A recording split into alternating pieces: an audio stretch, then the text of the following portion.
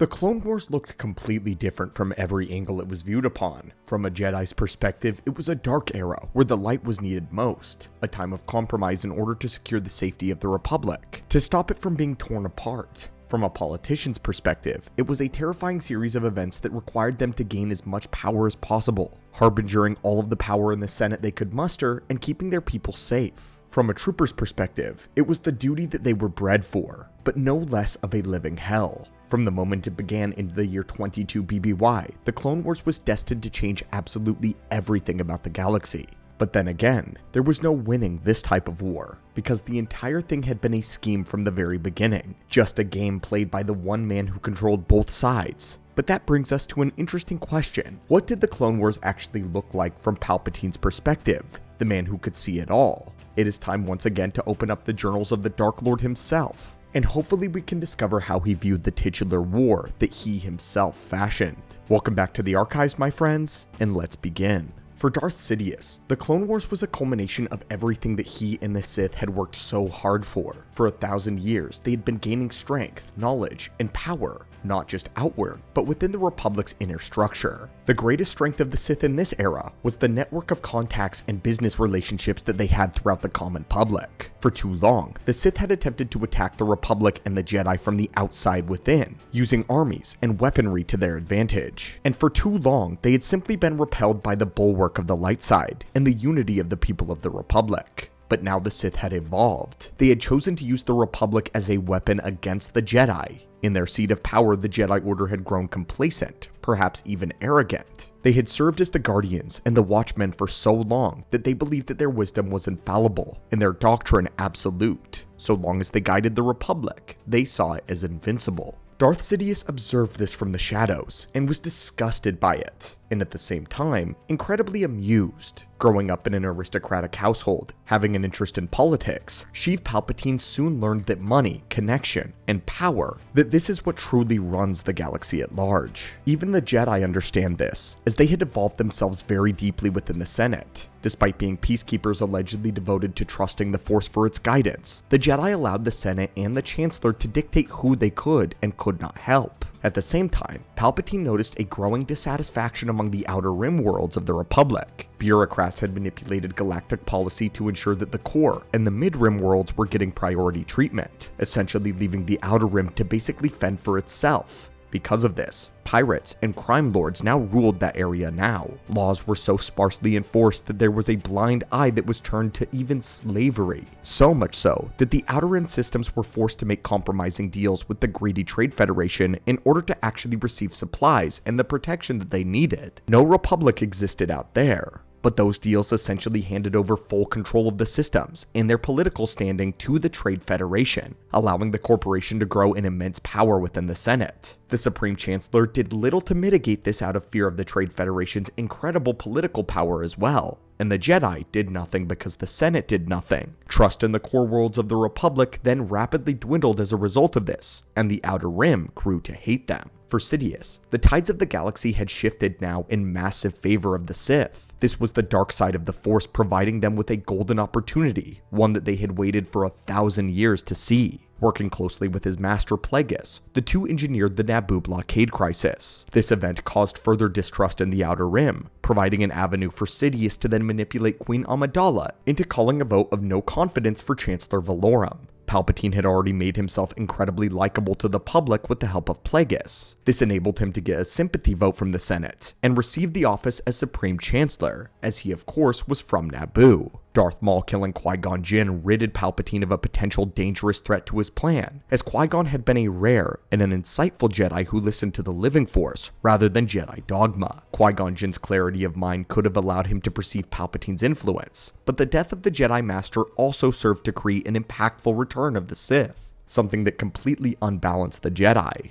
Not only this, but it brought Jedi Master Dooku to the dark side, enabling him to become Palpatine's next apprentice. And with Dooku came the avenue to create the war that Palpatine desired, that he had seen in his dreams. The Clone Wars was not the end goal, but this was the primary catalyst. In Palpatine's personal journals, he has a section called The False War. In this section, he explains his plans and his intentions. The book reads this: "Fear was a necessary component in destroying the Jedi, burning away the putrefying vestiges of the Republic. But first, I had to create that fear.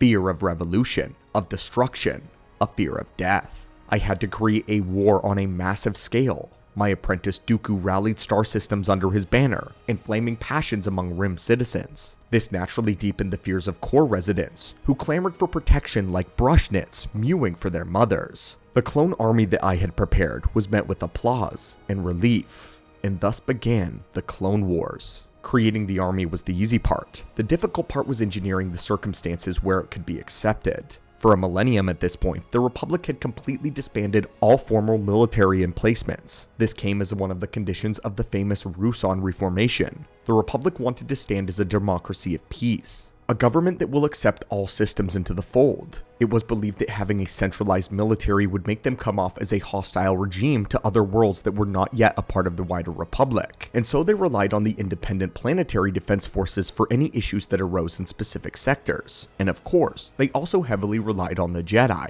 But with an entire section of the Republic now seceding and becoming the Confederacy of Independent Systems, or the Separatists, war was on the horizon. The core worlds could not worry about wanting to come off as peaceful when an enemy was marching to their door with an entire droid army. But the defense of the Republic was not on Palpatine's mind when he engineered the clones. Palpatine needed skilled, obedient soldiers that would do exactly what he needed from them. He charged Darth Tyrannus with finding the perfect specimen for that genetic template, and Dooku remembered someone from his past, the Mandalorian bounty hunter Jango Fett. Dooku would tell Sidious the story of how he witnessed Fett kill 6 Jedi with nothing but his bare hands. This information pleased Sidious, who had Dooku test Jango before recruiting him as a prime clone. Depending on the continuity, this would be where the Sith Lords devised the idea of the inhibitor chip. That would be in canon. In Legends, Order 66 was a contingency only taught to high-ranking clones through rigorous mental conditioning. From the clone army came a battle fleet and an arsenal of newly mechanized weapons of war. Overnight, the Republic had a class of military elites who swore their loyalty only to the Supreme Chancellor. By the time this was all over, Palpatine had a ready-made military for his new empire that was already battle-hardened, and more important, loyal. Dooku, meanwhile, would essentially be the one who acted as Sidious's liaison. This was why the Jedi doubted that Darth Sidious actually ever existed, because Dooku was the man who was behind everything, at least as far as the Jedi could tell. Tyrannus carried out Palpatine's order to the letter, and those orders were relayed every now and then by various different means. According to Yoda Dark Rendezvous, the very first few years of Dooku's apprenticeship, he rarely ever actually saw his master Sidious. Dooku's orders were given to him through encrypted messages, or holonet feeds. He only ever saw the man in person whenever they had their training sessions in the unpopulated Coruscant Industrial District. Eventually though, of course, this would change, and Palpatine started appearing to Dooku through hologram more often, just as he had with Viceroy Gunray, bounty hunters, and General Grievous. Leading his double life was actually not a very difficult one. Within Palpatine's inner circle was Mas Amedda, Sly Moore, and they were of course aware of his identity as a Sith Lord. Whenever he needed to leave the Chancellor's office to conduct business as Sidious, the two of them would always cover for him. Oftentimes it was Mas Amedda doing his duty as the Grand Vizier, mainly deterring questions about the Chancellor's whereabouts, with carefully crafted lies. The place where Palpatine recorded his instructions as Sidious is somewhat unknown, and it was greatly varied. Palpatine had closed off places in the Senate office with communication arrays, but we suspect that a lot of it was done from his penthouse or on board his private yacht. But no matter where Sidious conducted his business, he always did so with masterful secrecy, because not only was he able to send and receive his secret transmissions under the Jedi Order's nose, but he also conducted plenty of dark side rituals under their nose as well. In the very strange comic titled Sithicus, we are shown Palpatine carrying out a bizarre ritual, one where he strengthens the dark side of the Force through the galaxy. He forces the tide of a battle to turn against the Jedi in certain places, and in the comic, he even inflames the rage of Anakin Skywalker on the battlefield, drawing him into his passion while fighting the Separatists, giving into his rage. Now we learn that this was a part of a greater ritual. Palpatine would do all of this before getting dressed as the Chancellor, and to enter a Senate meeting as the kindly old Palpatine. But it's not as though he actually needed Sith magic to enforce his will on the war. Palpatine was, after all, the puppet master of it all, pulling strings from both armies. In his own personal journal, he states that every Republic victory was followed with a carefully planned defeat. It was all analyzed. Being the master of both sides of the war, Palpatine knew every single placement of the Republic and the CIS. He would move them around accordingly to get the outcome that he desired. At one point, Dooku admitted that he thought Sidious's plans were needlessly complicated, but Dooku was always surprised at the outcome. Dooku believed that he could actually win the war legitimately, taking the Separatists to the heart of the Republic and crushing their forces on Coruscant. But Palpatine had other plans. He didn't want the Jedi simply defeated in a war, because then they would die as martyrs and heroes defending peace to the very last man. Palpatine needed to destroy their image. As a new incarnation of the Sith, Sidious knew that defeating the Jedi was not as simple as wiping them all out. He had to completely squash the public's trust, their perception of them, and not just the public's, but the Jedi's perception of themselves. This is what Palpatine would write. The Jedi did not want war, but they had little choice. They had to join the fight lest they face public scorn. There, on the front lines, my war struck down my enemies, shredded their morals until they were on the brink of the dark side. The Jedi were never the true heroes. I saw that by manipulating the HoloNet, the people were led to fear the Jedi's arrogance and their strange power. By crafting the news, the clone troopers and their noble chancellor became the fearless heroes of the Republic. And when the time came for the Jedi to be eliminated, the public would not mourn them. When the Senate learned that the Jedi had attempted a coup and needed to be exterminated, they responded with absolute clarity and certainty. And when the people saw smoke rising from the Jedi Temple, they felt relief. Manipulation was his whole state of being during the Clone War. Palpatine did it to literally everyone to siphon away their power, to make himself stronger. His public perception was so high that the people of the galaxy believed that he was the only one that could save them, the only one that could turn things around, and so they began giving him more and more power, which extended his term and gave him reach into every branch of the government. The representatives in the Senate feared that being painted as disloyal would make them unelectable, so they supported measures to dismantle all checks of centralized power and to give it all to Palpatine. On the opposite side of things, the Trade Federation, the Commerce Guild, and other corporate conglomerates joined together to protect their own profit. They unknowingly pledged their allegiance, though, to the Sith. Through Dooku, he ensured that the Geonosians began construction of the Death Star. And when some of the plans were discovered by Republic war generals, Palpatine used fear to make them think it was a separatist weapon, convincing them to build it instead as a secret Republic project away from the eyes of the Jedi. Another brilliant move by Palpatine during the war that many don't think of. Palpatine even went so far as to control the entire underworld of the galaxy during the Clone Wars. He left no stone unturned and put the Hutts, spy networks, Black Sun Syndicate, and even the Bounty Hunters Guild in his pocket. But none were manipulated more than his enemy, the Jedi, and of course, Grandmaster Yoda himself. This is what Palpatine has to say about this. All beings want to make sense of their reality, but none of them wish to think too deeply. They gravitate towards words that confirm their existing suspicions. In my decades as ambassador, senator, and chancellor, I did not once encounter an exception to this rule.